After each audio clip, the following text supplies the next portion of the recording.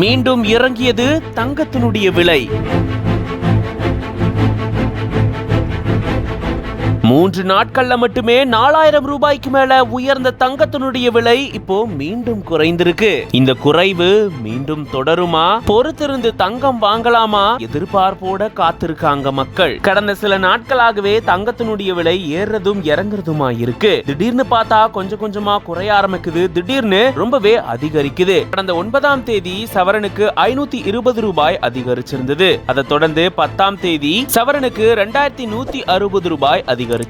11ஆம் தேதி 1480 ரூபாய் அதிகரிச்சது. இப்படி 3 நாட்கள்ல மட்டுமே சுமார் 4160 ரூபாய் உயர்ந்தது. இந்த சூழல தான் இப்போ ஏப்ரல் 14ஆம் தேதியான இன்னைக்கு தங்கத்தினுடைய ஒரு சவரன் விலையில பாத்தீங்கன்னா சுமார் 120 ரூபாய் குறைந்திருக்கு. அதன்படி ஒரு பவுன் 70,040 ரூபாய்க்கு விற்பனையாகுது. ஒரு கிராம் 8755 ரூபாய்க்கு விற்பனையாகுது.